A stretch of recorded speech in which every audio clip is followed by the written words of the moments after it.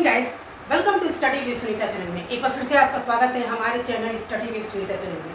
Guys, मैंने previous video में आपको भक्ति काल पढ़ाया था, जिसमें कि मैंने आपको भक्ति काल की शाखाएं, उसकी काव्यधाराएं, राम भक्ति, कृष्ण भक्ति, संत कवि, सूफी संत, सब कुछ मैंने बताया था और काफ़ी मैंने डिटेल से भी आपको समझाया था।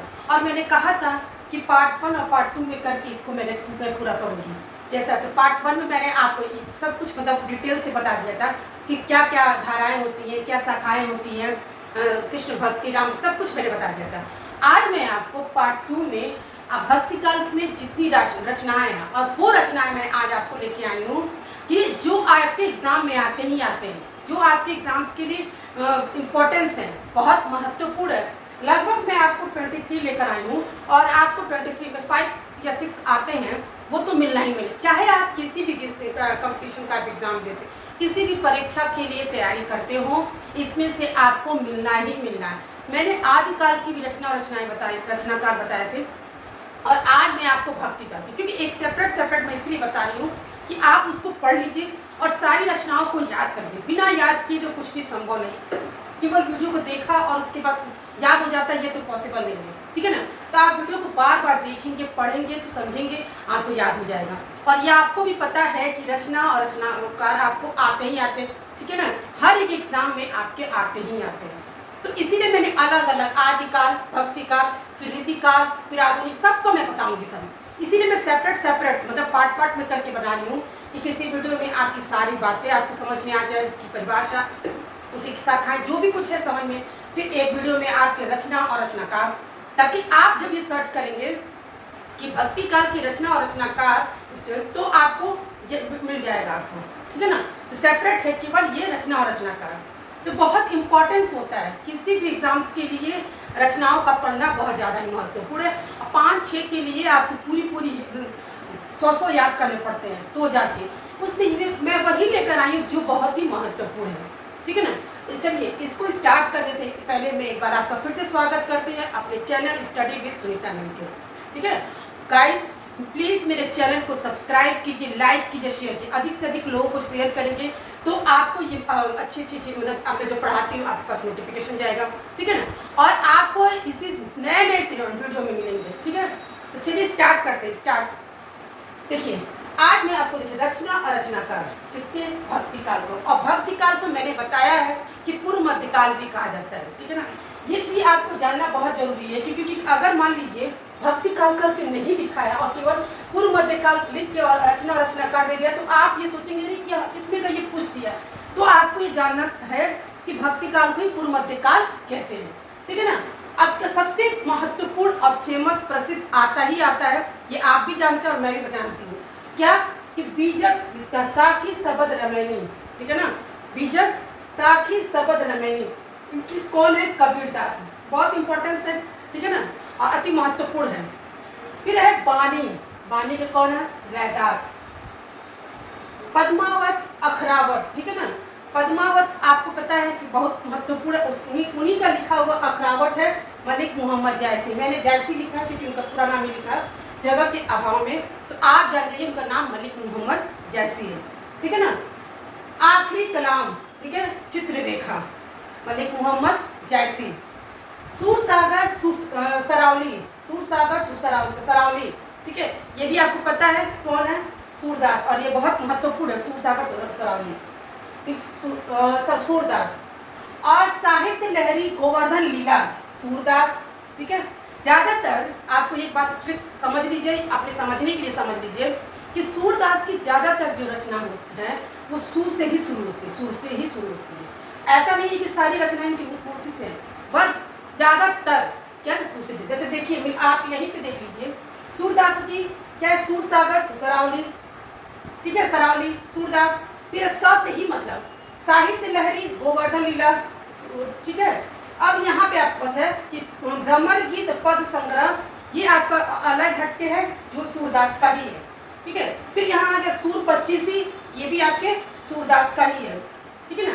अब श्री रामचरितमानस, ये आपको बहुत महत्वपूर्ण, और आप अच्छी तरह आप भी जान बचपन से पढ़ते आए होंगे कि रामचरितमानस को किसने लिखा, वो स्वामी तुलसीदास ने। उन्हीं की एक है विनय पत्रिका और कवितावली, तुलसीदास। केवल रामचरितमानस को ही नहीं तुलसीदास ने लिखा था, बहुत लिखा था। देखिए कौन कौन से, देखिए जैसे उनकी फेमस रचना में है विनय पत्रिका, कवितावली तुलसीदास, फिर गीतावली, दोहावली तुलसीदास, कृष्ण गीतावली, रामलला नहच्छू तुलसी। अब देखिए ये आपके एग्जाम में जब देता है कृष्ण गीतावली, ठीक है ना, और ऑप्शन में सूरदास करके देगा, तुलसीदास करके देगा, तो बच्चे ये कंफ्यूज जाते हैं कि कृष्ण गीतावली, क्योंकि उनको पता है कृष्ण की भक्ति कौन किया है, सूरदास ने किया है, तो वो सूरदास को ट्रिक कर देते। ऐसा नहीं है कि कृष्ण गीतावली है तो सूरदास ही होगा, उनका क्या है, तुलसीदास है। इसीलिए ये ज़्यादातर इसीलिए पूछा जाता है बच्चों को कंफ्यूजन करने के लिए कि कृष्ण गीतावली और पहले ऑप्शन में सूरदास दे देगा कि बच्चे वही लगा दें, लेकिन कौन है इनका कृष्ण गीतावली का, तुलसीदास, और एक और है रामलला नहच्छू जो तुलसीदास ही है। फिर आता है रामाख्या प्रश्नावली, ठीक है ना, और फिर हनुमान बाहु, ये भी तुलसीदास लिखा है। तुलसीदास में जितने भी रामचरितमानस में हनुमान सुंदरकांड जो भी सब तुलसीदास जी ने लिखा है। तो है रामाख्या प्रश्नावली, ठीक है, और हनुमान बाहु तुलसीदास। फिर है पार्वती मंगल जानकी मंगल, ठीक है ना, पार्वती मंगल जानकी मंगल तुलसीदास, बरवे रामायण बैराग संदकनी तुलसीदास, बरसी का मायरा राग गोविंद मीराबाई। अब अभी तक आपने तुलसीदास, कबीरदास, सूरदास पढ़ा, कबीरदास की ज़्यादा नहीं, बीजक साखी शबद रमैनी, ठीक है ना, तुलसीदास का आपने बहुत पढ़ा और सूरदास का। अब आते हैं मीराबाई पे। मीराबाई की जो रचना है बरसी का मायरा राग गोविंद, ठीक है ना, कौन कौन सा है, बरसी का मायरा राग गोविंद। फिर उनका कौन सा बहुत फेमस है, देखिए गीत गोविंद, टीका और राग सोरठा, ठीक है ना, ये गीत गोविंद, टीका, राग सोरठा मीराबाई। फिर है रस मंजरी, अनेकाठ मंजरी नंददास, ठीक है ना, रस मंजरी ये सब उतना नहीं है, लेकिन फिर भी आपको इसमें एक मृगावती है, यहाँ तक तो बहुत देखिए पढ़ना तो आपको सब कुछ पढ़ना पड़ेगा, क्योंकि आपको भी नहीं पता है कि क्या दे देगा एग्जाम में, ठीक है। इसमें से वो जो महत्वपूर्ण वो मैं आपको बीच बीच में बताती भी चलूँगी, क्योंकि जो हर साल आते रहते एग्जाम में और जो हमें भी लगता है महत्वपूर्ण और आसान, उसको मैं बीच बीच में बता दे रही हूँ।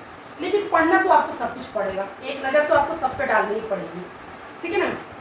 फिर है सुदामा चरित विरह मंजरी नंददास, ठीक है, सुंदर विलास ज्ञान सुंदर ज्ञान समुद्र सुंदरदास, रत्न खान ज्ञान बोध मलुक दास, ठीक है ना, हंसावली असाई, ये इंपॉर्टेंट है, मृगावती ये आता अक्सर कुतुबन, ठीक है ना। अब मैं एक बार आपको फिर से बता रही हूँ, देखिए मैंने ट्रिक क्या बताया कि सूर से ज़्यादातर सूरदास होता है, ऐसा नहीं है उसमें जिसमें कि एक अलग आपका भ्रमर की तो पद संग्रह तो अलग ही है, लेकिन फिर भी याद करने के लिए आपको रचना है बहुत याद करें, क्योंकि आपको ये पता तो है नहीं ये दे देगा और मैं ये रख लूँ, ऐसा तो होता नहीं है। तो आपको पढ़ना, एक सरसरी निगाह से सब देखना ये आप है, लेकिन जो इम्पोर्टेंस है, जो महत्वपूर्ण है, जिससे हमको लगता है कि आता है और आ सकता है, वो बीच बीच में मैं बता दे रही हूँ, उसको तो आप पढ़ ही लीजिएगा, ठीक है ना।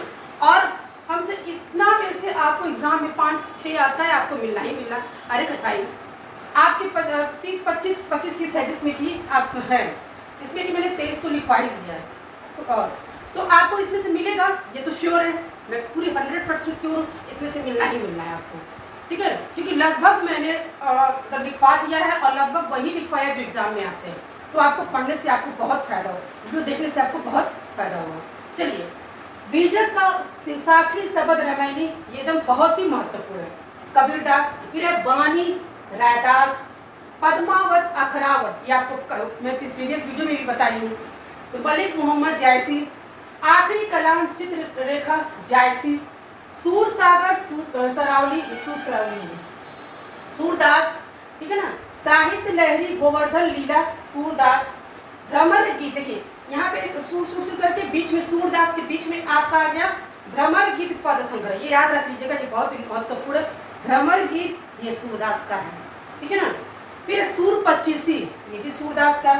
रामचरितमानस, श्री रामचरितमानस तुलसीदास जी का है, गोस्वामी तुलसीदास इनका पूरा नाम याद रखिएगा, क्योंकि तुलसीदास बोलते बोलते लोगों को याद नहीं रहता कि उनका पूरा नाम क्या कहते हैं, गोस्वामी तुलसीदास। उन्हीं की है विनय पत्रिका कवितावली तुलसीदास, गीतावली दोहावली तुलसीदास, कृष्ण गीत, देखिए हमने कहा ना कि कृष्ण गीतावली आपको जरूर देता है, और क्यों देता है, इसलिए कि आपको कंफ्यूजन में डालने के लिए। कृष्ण गीतावली तो सूरदास जी का होगा, क्योंकि भाई कृष्ण भक्त वो होगा, इसीलिए रहता है तो बच्चे ट्रिक करते, लेकिन ये बात हमेशा याद रखिएगा कि तुलसीदास जी ने केवल रामचरितमानस क्यों नहीं लिखा, क्यों, ठीक है ना, तो उनका संबंध कृष्ण से भी था, तो कृष्ण गीतावली यानी कि तुलसीदास।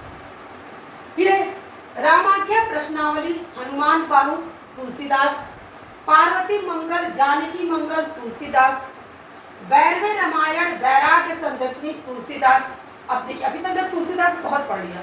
मीराबाई का देखिए बरसी का मायरा राग गोविंद मीराबाई, गीत गोविंद टीका राग सोरठा मीराबाई, ठीक है ना, रस मंजरी अनेकार्थ मंजरी नंददास, सुदामा चरित विरह मंजरी नंददास, ठीक है ना, सुंदर विलास ज्ञान समुद्र सुंदरदास, ठीक है, रत्न खान ज्ञान बोध मल्लुकदास, हंसावली असाइद, ठीक है, लेकिन इसमें मृगावती यही थोड़ा इन लोगों में महत्वपूर्ण है, कुतबल, ठीक है ना, इन लोगों के मतलब अभी तक मीराबाई से थोड़ा सा हट के जो रचनाकार है कवि जो है, इन लोगों में सबसे थोड़ा सा महत्वपूर्ण मृगावती है।